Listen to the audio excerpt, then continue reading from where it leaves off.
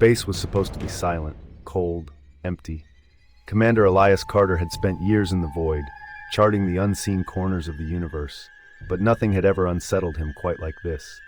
The distress call had come in exactly at 3:13 a.m. ship time, a garbled transmission barely decipherable through the static. But the voice was his own. Watch video till the end, and this is Veils of Night. This is Commander Elias Carter of the Orpheus 3. If you can hear this, please.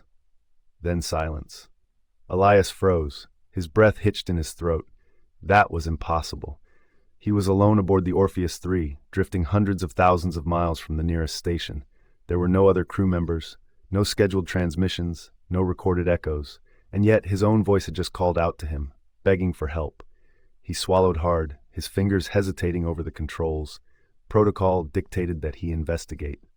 But logic screamed at him that this was a malfunction, a corruption in the ship's comm system. It had to be. Still, something inside him, something deeper than reason, told him to respond.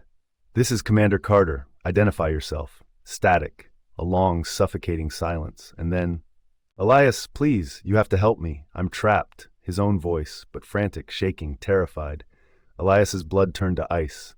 His fingers trembled as he adjusted the frequency. Who are you? He demanded. For a moment, there was only the deep hum of space, and then the answer came. I am you. An impossible signal. Elias's breath came in shallow gasps. His mind scrambled for explanations. Some kind of echo? A past transmission bouncing through space?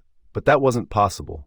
Orpheus 3 was too far out, too isolated for anything like that.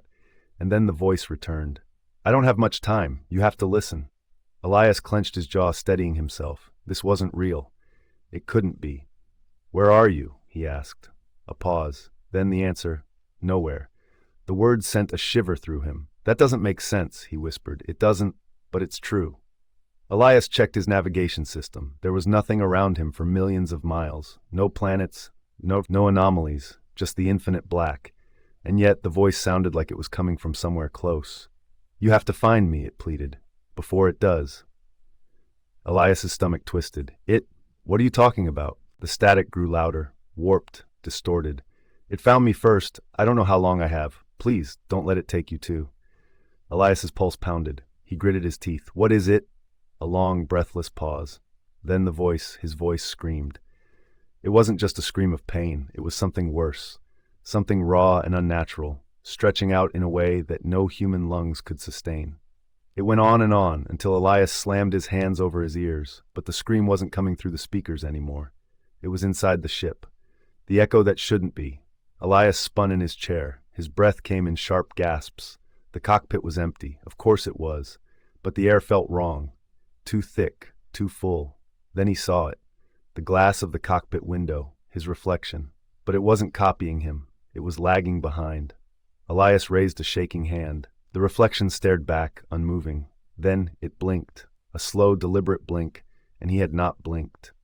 Cold horror pooled in his gut. He took a step forward in the reflection. The other Elias tilted its head, studying him. Then it smiled. You're too late. The radio crackled to life again. Elias, it's already here. His own voice, from behind him. Elias turned, but there was nothing there.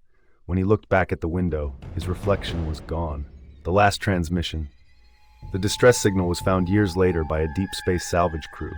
It was weak, buried under layers of cosmic interference. They managed to recover a fragment of the transmission. This is Commander Elias Carter of the Orpheus 3. If you can hear this, please. Then silence. No wreckage of the Orpheus 3 was ever found. Only a single, chilling report from a passing drone which detected a lone astronaut-shaped figure floating in the void, staring directly into the camera and smiling. If you enjoy this horror trip, then like the video, share it with your friend, and subscribe to the channel, and also